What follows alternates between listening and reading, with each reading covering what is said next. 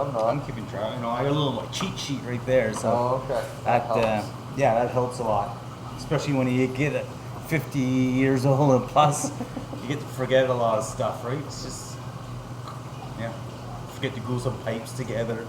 Yeah, I wonder where that happened. I don't know. Happened many times. I don't know. Yeah.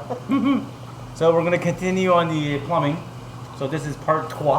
Part 3 of the plumbing? Part 3 plumbing.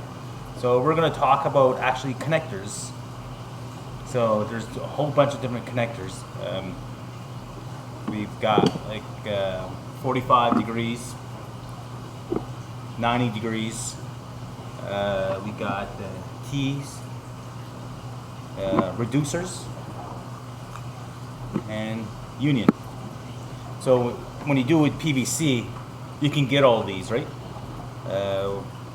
Especially like the 45s, where if you go with the barbs, most of the time the only thing you can find are who's calling now? Yeah, so we're talking about these. So most of the time you can only get reducers, straights. You're gonna play with your toy. You're gonna move the mic.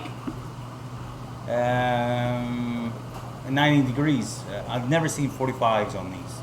So that's the thing. And the thing is, like we said in the other video, you hook your hose to this zip ties.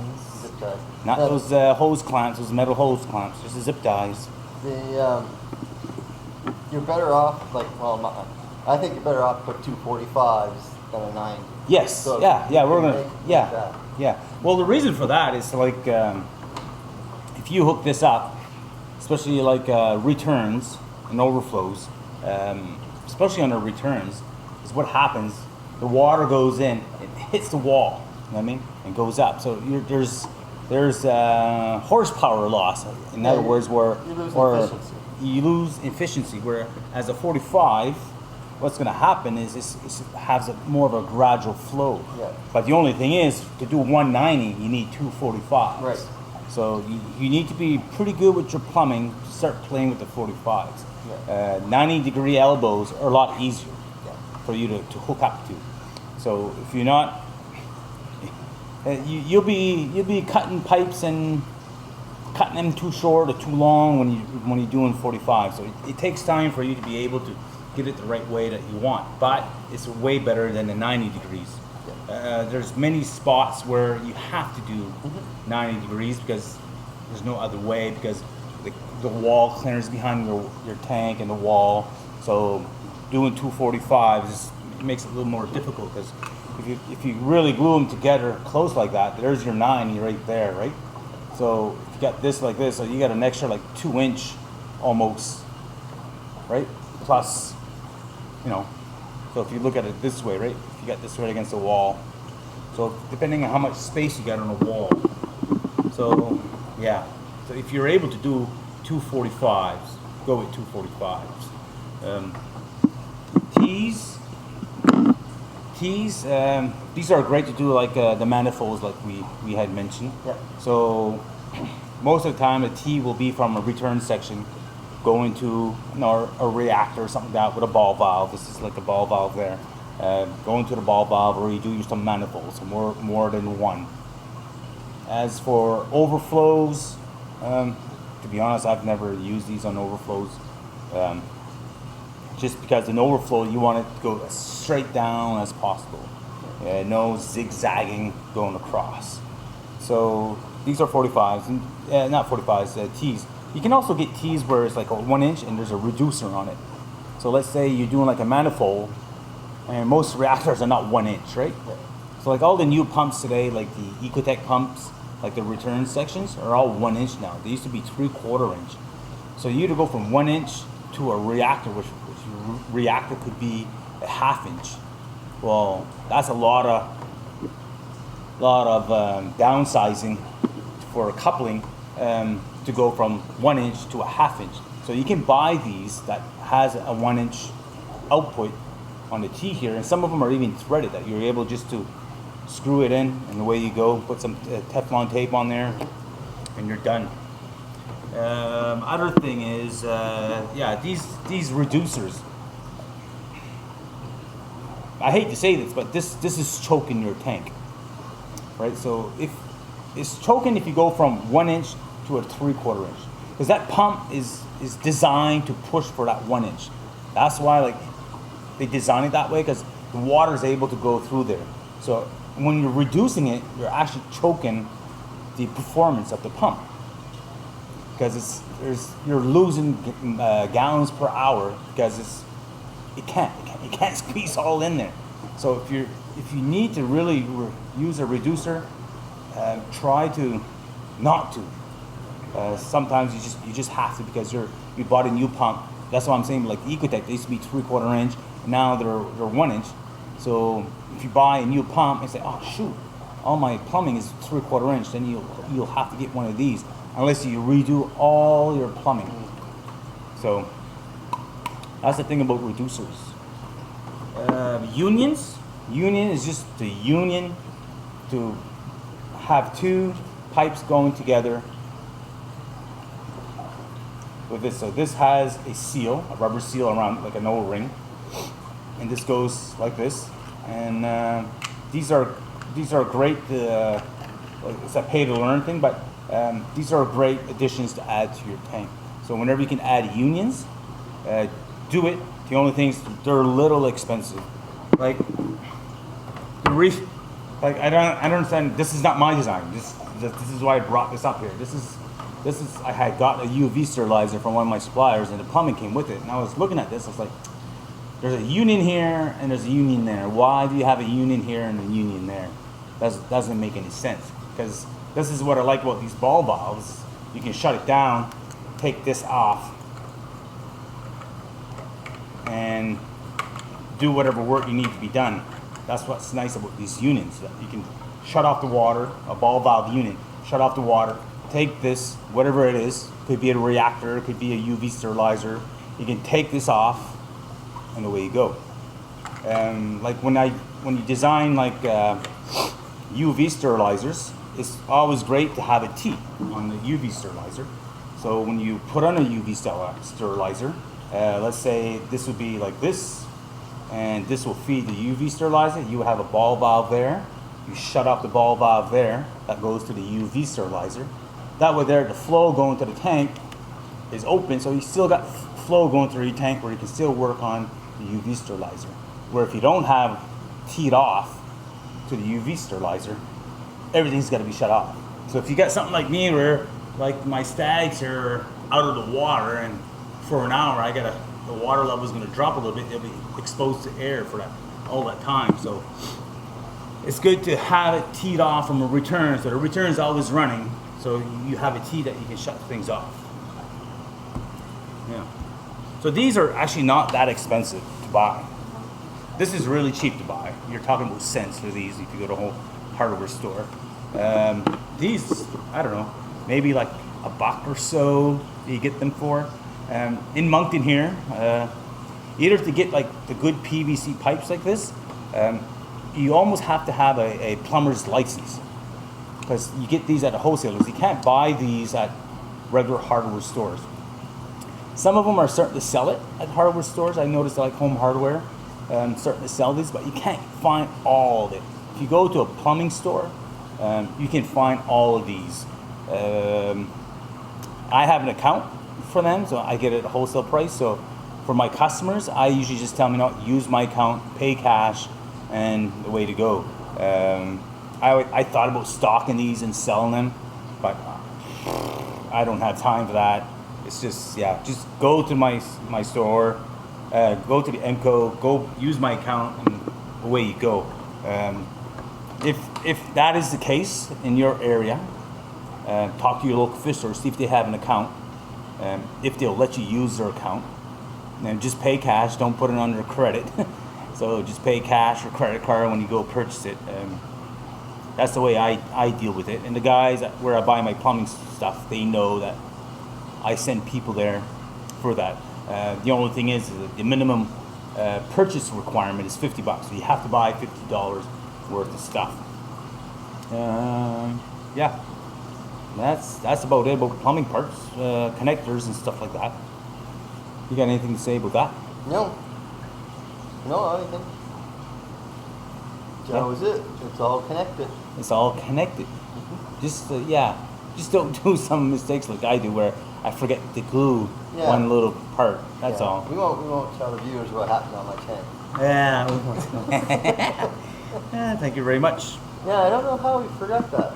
Well, you know, it's easy because what happens that you're getting this all together, and it's easy to forget to glue a little section. You know what I mean? So it's good for you to go back and review, but most of the time I'm such in a rush. You know, you're kind of rushing. Could be a pay to learn thing where don't do it if you're in a rush. But you know, when you got a family and all this, and you know they're always whining you're never home. And when you're home, they're whining that you're there. What are you doing here? Well, you know, I finished work early. Kevin came in to work early. Oh, okay. Anyways, so let's go to fish of the week. Yeah. So I think we Saltwater? should. Yeah, we're gonna run out of fish. We had some comments from some people Oh, did we? saying, I yeah. must have missed them. What's that? I must have missed them. You must have missed them, yeah. Because I seen a couple of likes, but I didn't see any comments. So Yeah, well, not comments on Facebook. I get the comments through the store as on my Facebook.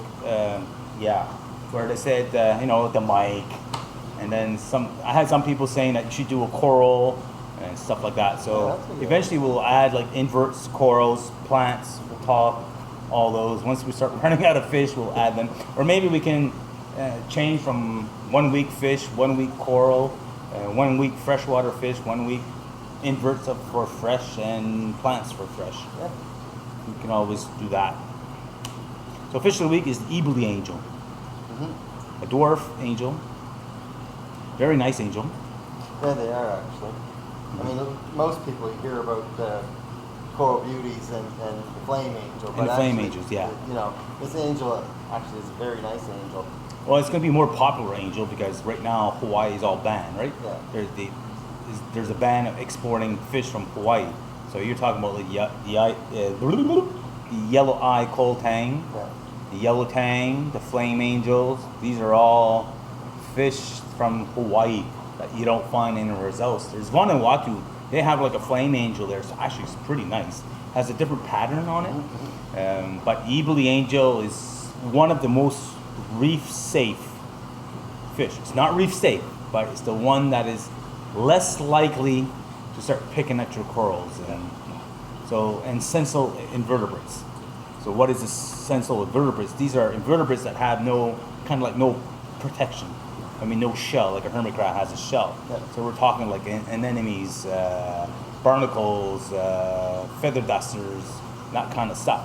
So you need to be, you got to make that decision if you want this angel or not. Like I had a couple people, because we have one in stock, and I had a couple people asking about it, and it's like you know, it's a Russian roulette. You know, is he going to pick my corals or not? The thing is, if he starts,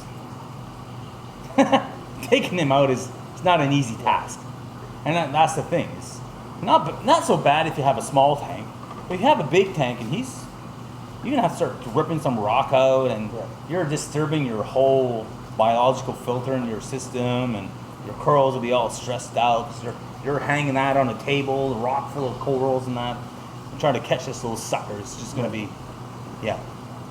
But what I usually tell people is that if you keep them well fed, like my coral beauty, I've had it now for what, 2-3 years. you never touch your climb. I haven't touched nothing. Yeah. But that doesn't mean it's not going to.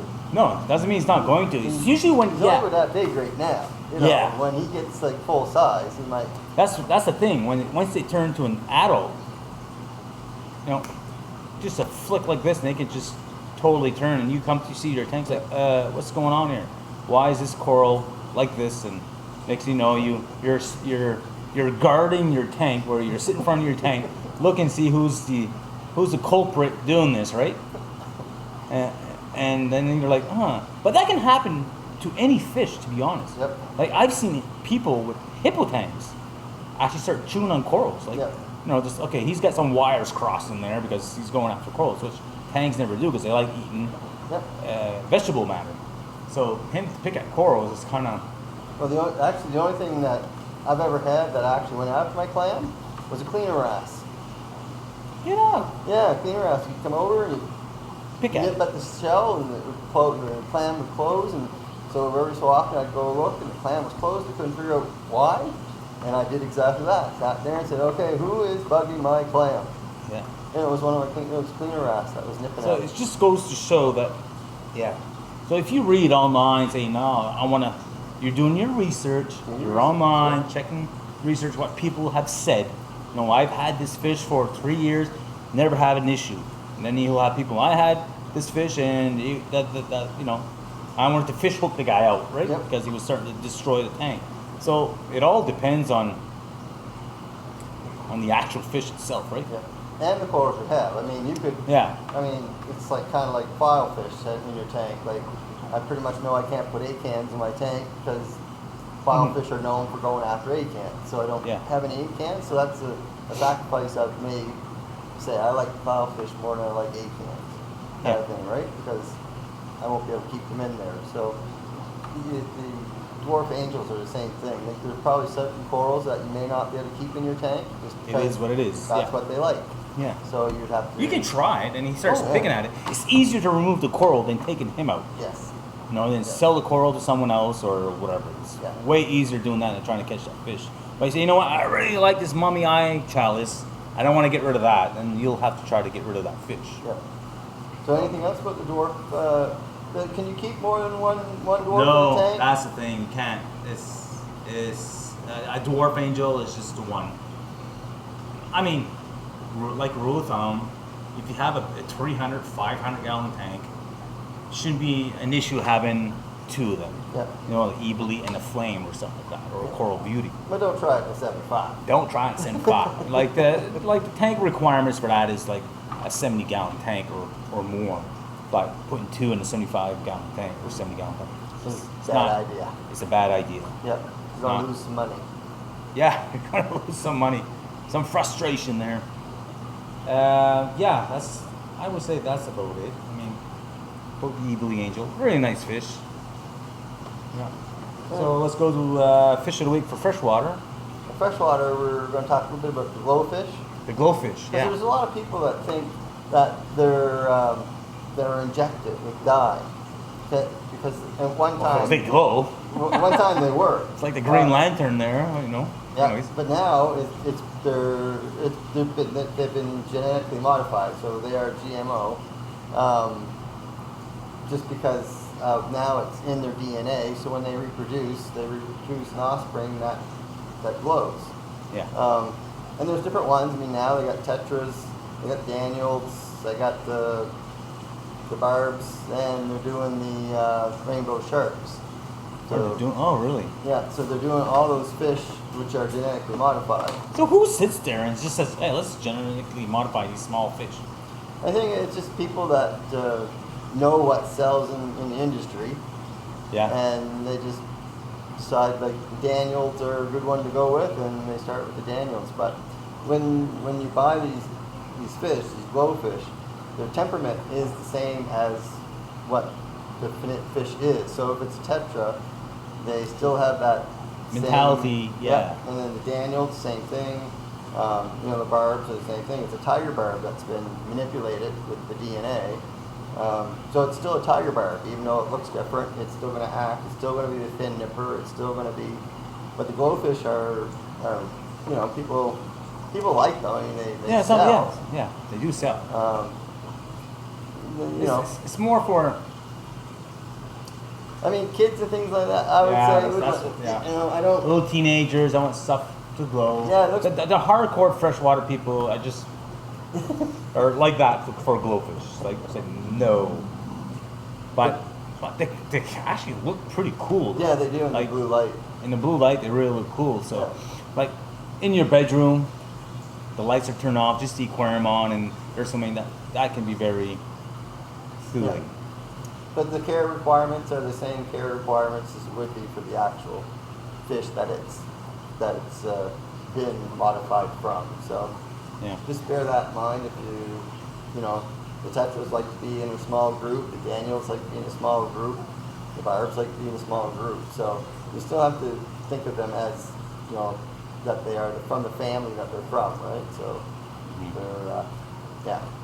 So people need to understand they were genetically. They're genetically altered now. Yes. Yeah. They're not caught. They're not wild caught. No, not by us. No. No. So. Okay, we talked about that. So next is pay to learn. No. No, it's not. No, it's product of the week. Yeah, we got it. Come on. All right, yeah. So product of the week is actually still on the plumbing thing. I'm trying to keep it so it's the same on the same subject, right? So we can finish these parts of plumbing soon. I think next week should be kind of done. Yeah, we gotta get something more interesting than plumbing. Oh well, no, but plumbing is really important though. Like seriously, if you can't do plumbing, bro, like yeah, you're there's gonna be water all over the place, and you know how many tanks that we have disassembled from people that the plumbing was just shit. Yeah. Like seriously, I apologize for these people, but I walk in there and I look at that and I'm like, oh my god. Yeah. Oh my god. There's like I had a dentist who came to me and says, you know what, come and take a look at my tank, and you know I started servicing the tank, and the tank was upstairs, beautiful tank.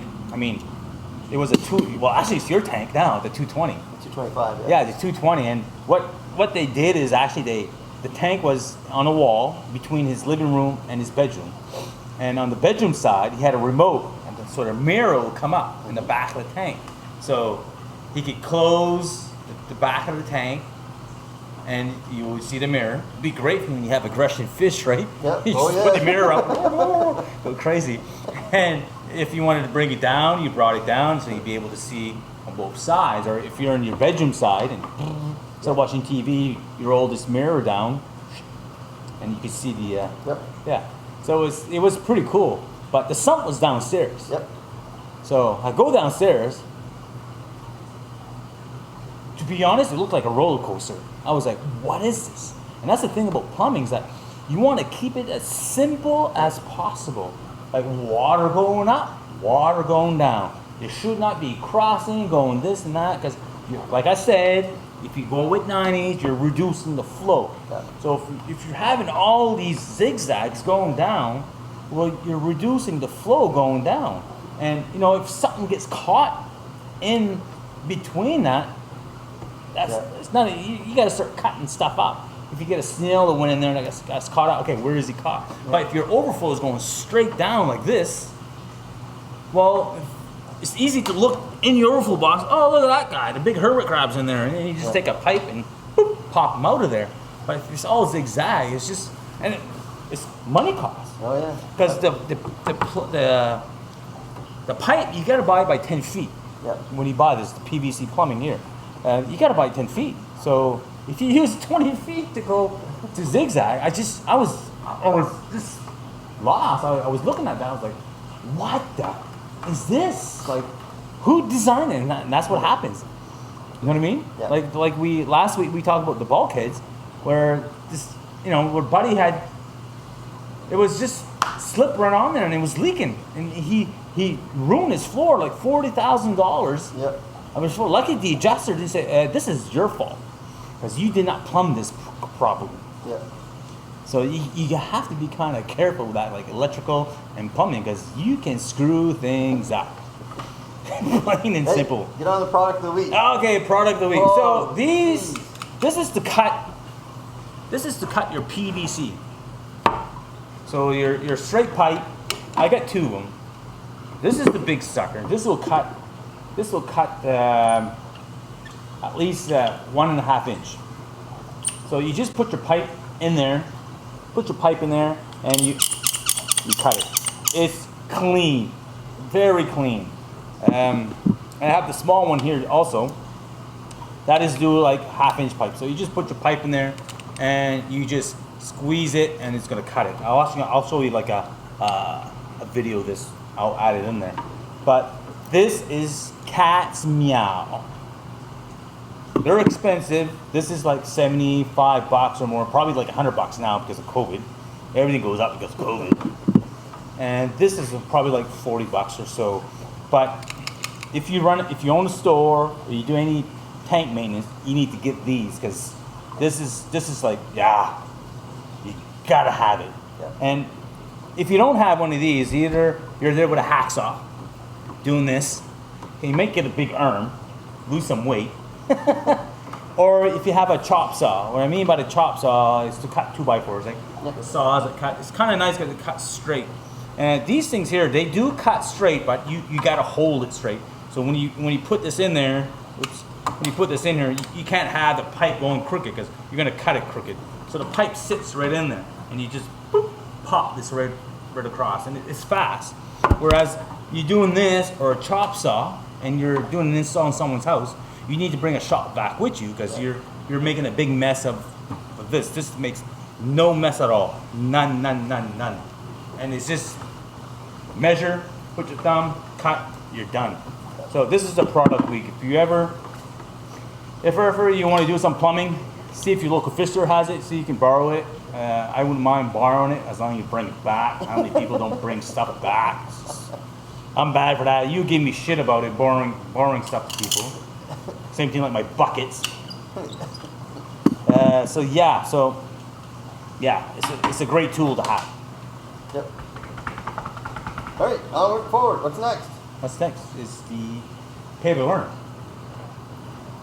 That's next. Pay to learn. Pay to learn is unions. We already talked about unions. No, we just said you can get unions. Why do you want unions?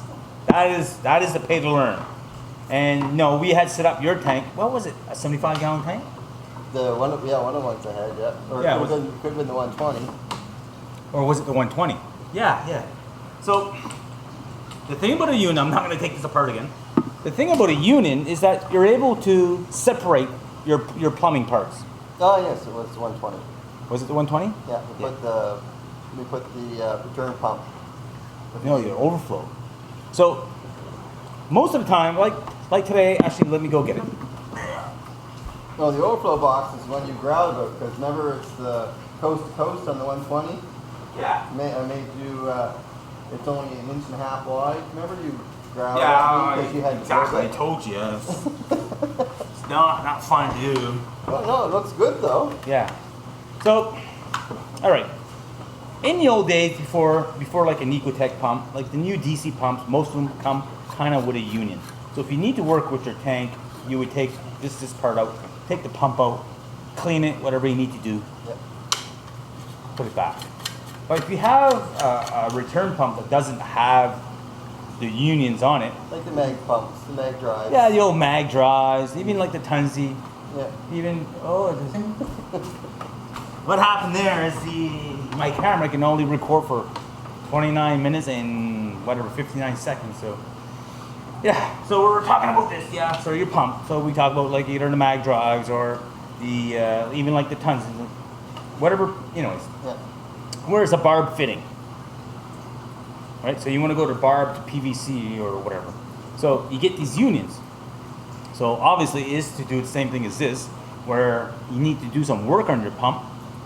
You put this union on there, and whenever you do the same thing, unthread it, pull it out, boom, boom, put it back, you're done. Easy thing. You're not there with the barb hose trying to take it off the nozzle. It's just boop, boop, boop, in and off. You can get these where it goes PVC, and this will be for barb if you want to use one of these if your pump is like that. Yeah. So yeah, it just makes maintenance a lot easier.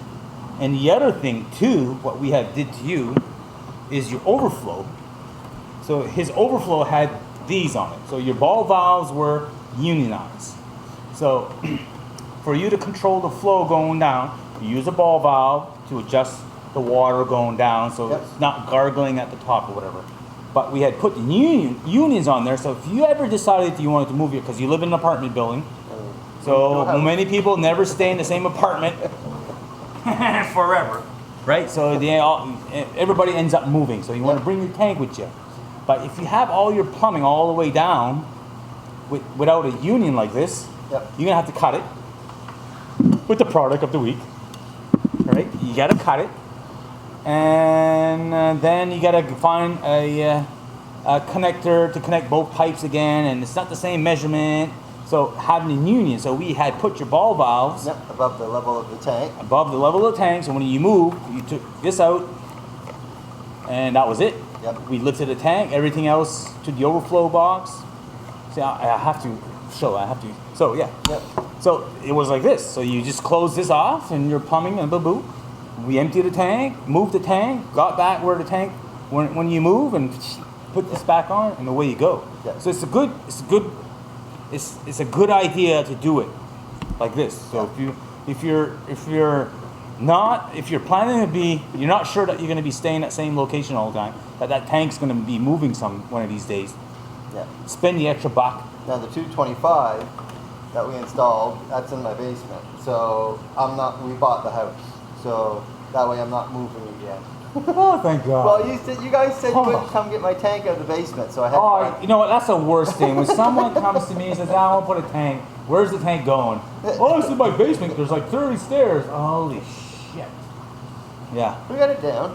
Got it down, it's going back up too.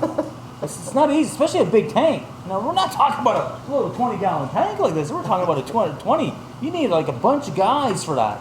It's not... Going down, we can put skis on the stairs and slide it down.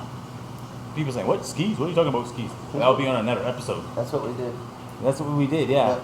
But when you're talking like a stairs that go this way, and then another set of stairs that go down this way, where you have to pull the tank up, turn it, go back.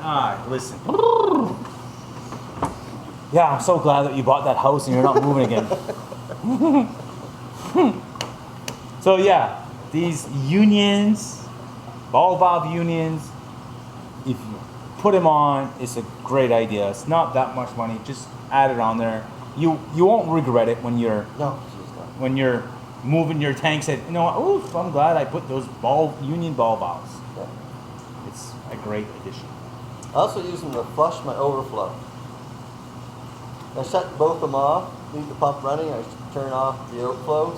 It's like a toilet then. Yeah, and open it up. If I get a fish in there, I actually like a wrasse. I've actually flushed them into the sump. Well, what happens is you get the ball valve turn, right? So there's only so much that you can, the fish will not fit through there. So he's stuck right there, right? So yeah. Before we hit support local fish store, I want to talk about ick. Oh, okay. Yeah. So this is gonna be a longer one. This could be a longer video. Well, no, we're gonna do some videos about ick. It'll be like a part series like we're doing with the plumbing. Yeah. But I got bombarded last weekend with people. I think it's from the show or whatever. I don't know, or maybe because we quarantine our fish and we do these biopsies. Because I've been pushing that a lot about the store that we do that kind of stuff. Because you know what? To be honest, like a store that's able to do biopsies and quarantine fish, it's a gold mine. Mm. You have a local fisher that does that. Listen, woo, wow, okay, you're lucky. You know, you search a lot like on Humble Fish, and yeah, you know, like places like in the U.S. where they're doing that. Yeah, well, that's what Humble Fish does. You call him and you tell him what fish you're looking for, and then he'll order it, and he actually quarantines it and then sends it to you, like with guarantee, he guarantees. And there's a couple other guys on that site that actually do it. Yeah. And that's all he does. And it's worth every penny.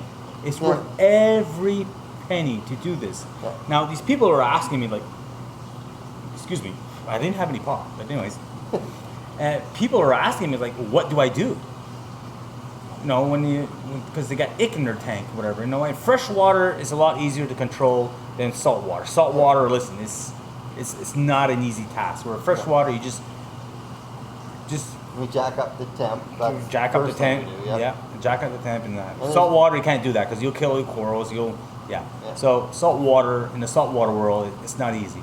The thing that I tell people, and people kind of take it wrong because I'm a store, and they think I'm kind of bashing where they got the fish and all that. Ick is a parasite. Mm-hmm. It's a parasite. It doesn't just pop out of the bloom. Know what I mean? In your tank. Nope. It either it was in your tank before, or you introduce it with whatever you added to your tank, or even before. Like let's say you added a fish in there and he carried ick, but it's not fully blown. You know what I mean? He's got like maybe a couple of this ick that's on him, and he's a tough guy. He's strong. He's able, you know, to kind of like a virus kind of thing, but it's a parasite. It's a parasite. It's a parasite. You'll see like some tanks, like they haven't added anything. Yeah. And they're fine, but as soon as the power goes out and the fish get stressed, and then all of a sudden they got ick in their tank. They go, where did that come from? Well, it's always been in the tank. It's always been in the tank. That's what people think. They say these conspiracies, ick is always in your tank. No, it's not. No. It's a parasite. That's what I'm trying to tell people. Right. It's a parasite. It had to be introduced. It's lying. It has to be introduced. Yeah. It has to be introduced. So either it was in your tank before, or you introduce it adding whatever you added into your tank. Right. So that's what people need to understand. That is that. And it can come off inverts, and it can come off corals. It's not coming off of them, it's coming off the water that they're in. Yeah, because the way the ick cycle goes is it'll almost like there's a free swimming. Right, it goes from the egg to free swimming, then on to the hose, and it drops off the hose and makes more eggs. Yes. So if you buy something or a buddy gives you something, because that's how I got. And that's why episode 1 and 2 about quarantining. So if you actually put something in your tank that has water on it from another tank that was infected that you don't know about, right? Now then it's going to be introduced, but your fish may not get it right away. But if they get stressed, they get weak, they're not eating properly. Then the ick has a chance to jump on the host where its immune deficiency is. Obviously, it's probably sucking blood or whatever on the fish. I'm not sure really what it does, but obviously it's sucking the juice out of the fish. So if your fish is healthy, I don't know, he's got you're feeding him some garlic. Maybe he doesn't like that taste. You know what I mean? He's not going to reproduce as much. I don't know. That is just my little conspiracy. But just for people to know. And like I had one guy who messaged me. I don't know where he's from. I was trying to get information from him. He would not tell me anything. He would not tell me anything. He told me that he quarantined it. But listen, quarantine is 40 days. Yeah. It's not 1 week. It's not 2 weeks. It's 40. Quarantine, 40. 40 is 40 in French. Quarantine, 40. So it's no, but people just don't. They don't understand. Like, bro, like seriously, like, what do you want me to tell you? Like. Yep. And you know, and they say, well, I can't take all the fish out of my tank. Well, it's always going to be in your tank. Yeah. If you don't do it, if you don't take all the fish out of your tank for salt water, if you don't take all the fish out of your tank, it's always going to be in your tank. It's plain and simple. Even those little gobies, those wrasse, you got a mandarin goby or whatever, take everybody out and you quarantine them. Yeah. If you can't do it, you're going to have to live with the ick. Yeah. Then it goes into ick management. And again, on Humble Fish, there's a whole section on ick management because you only have two options. You either take everybody out or you manage it. Yeah. Because it's always going to be in there. There's always going to be an egg or something in there. Yeah. There's always going to be fish carrying it underneath this. Right. Yeah. And like we talked about in the past, we talked about UV sterilizers and all that stuff. That's great to kill the swimming component. The when he's in his parasite. Yeah. You know, you're kind of controlling it. It's like having the peppermint from eating your aptasia. Right. You'll always have aptasia in your tank. Right. No matter what, you'll always have aptasia. If you introduce it to your tank, you'll always have it. Right. And you won't have any until he dies. And then when he dies, what's going on here? Oh, my peppermint shrimp must have died. But yeah, and the thing is because now we have to tell people the reason why you have to take all the fish out is because the cycle of the ick. The best way to kill the ick is copper. The trouble is copper will kill everything else in your tank. So you can't treat a tank with copper with fish in it if you have corals and inverts. These herbal things, whatever, they don't work. Well, they may help. They're not kill. Well, they're not going to kill the ick. They're not going to kill the ick. Right. They're not going to kill the ick. They're just making your fish stronger, so that they can hold. Yeah. But I mean, as soon as you can use that stuff till the cows come home. As soon as your power goes out for 3 or 4 hours, and then the fish gets stressed, if it gets cold or whatever, then it's coming out.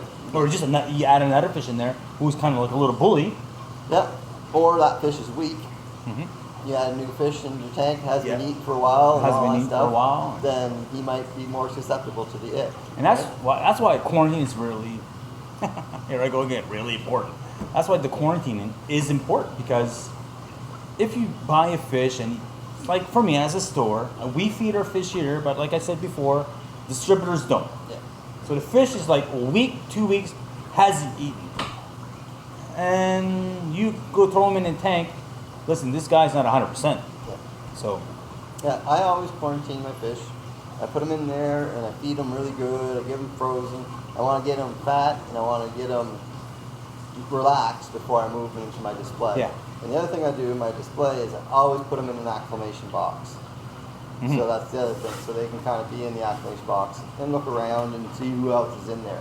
But all my fish get quarantined. And you know what? There's another lady from Moncton here who bought some freshwater fish.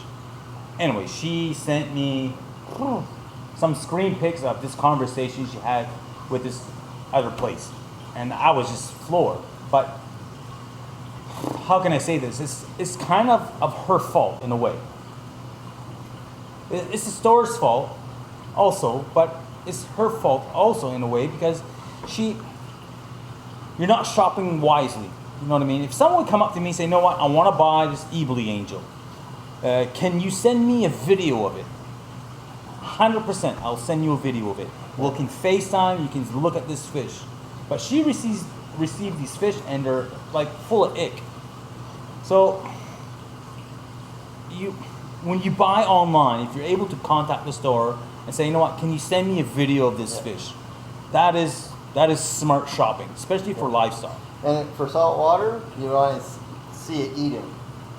Yeah, well, freshwater too. Like Caitlin makes sure that they're eating before we sell them. Yeah. That's how we run the store. Yeah. We want to make sure that the fish is eating. Like I did that little video yesterday about the arowanas and stuff like that. Is that you need this? This is expensive. You like this. When it goes bad, you just want to get out of the hobby. Yeah. My job is to keep you in the hobby, and this is why we're doing these little videos. Yeah. Is to educate people, to understand how it works, and to shop wisely. It's ick is not fun. It's seriously not fun, because it can total wipe out your fish. Yeah. And you just spent $100 or $50 or $200 for some fish, and it comes in sick. Listen, So you need to shop wisely in a way, and so people know it's a parasite. It doesn't just pop out of the bloom. No. So wherever you got that fish, they have ick in their system. Yep. Now, as a store, it's not easy, because either for me to take that fish system that I know that is infected, I need to shut it down. Take it offline, which we have done. Yeah, I had done. I had flukes in that tank, Yeah. and I had to shut it down, totally drain it, nuke the tank, Yep.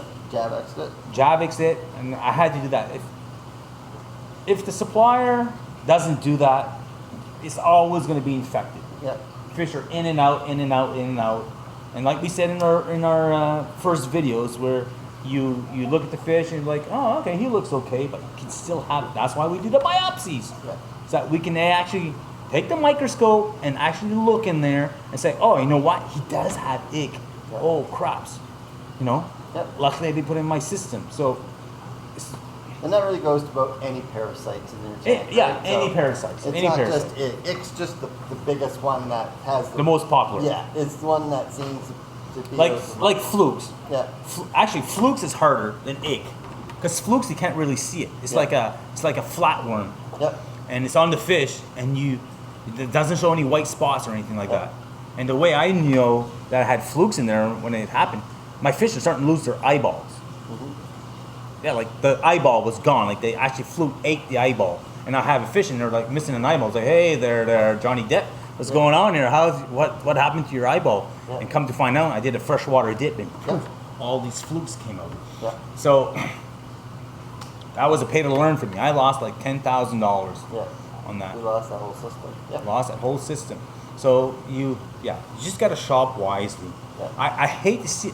The thing is, it bothers me because I don't like seeing that happen to people. I'm not trying to point fingers or anything like that, but I hate seeing people receiving stuff like that. It's just like, why did you shop that? Why didn't you do some more research or ask the store, saying, you know what, show me some pictures of the fish and stuff like that? That's the thing you should do. And if the store says, I'm not showing you any pictures, I'm not showing you any videos, they got issues there. Yeah. So, yeah. So I was just, you know what, these people are bombarding me, and they never bought the fish from me. You know what I mean? And they're asking me questions about what do I do, and most of them don't like my answer. Well, yeah. Yeah, you got to go fishless for about 4 months. Huh? What? Yeah. Fishless. No fish in your system. Yep. Really? Yeah. If you really want to get rid of it, you got to take all the fish out. So, anyways, that is just my venting, my rant. Your rant for the day. My rant for the day. You got it out of your system now. I don't have It's to out of my listen. system. Yeah. So I don't have to listen to you anymore today about saying that. No, it's just people. Please, people, just shop wisely. Shop wisely. You know, yeah. So support local fish store. Support local fish store. Before buying online. Buying online. Check your local you know, shop. yeah, it's just the way it is. Anyways, support your local fish store. Yep. Oh, support local. Period. I mean, like support local, especially in this time of pandemic. COVID. Yeah, COVID. Make sure you support all local that you can before going on the big box store home pages and stuff. Try to see if you can get it local. I think that. I think especially that's this time. Anything, yeah. Yeah. This time, yeah. The biggest thing is the mom and pop stuff, right? Like. Yeah, the big box stores, Walmart or whatever. Yeah, they have lots of money already. So if you can support your local mom and pop shops. Yeah, I think that's important. That's an important message to get out there. Mm-hmm. All right, cool. All right. See you later. Next time.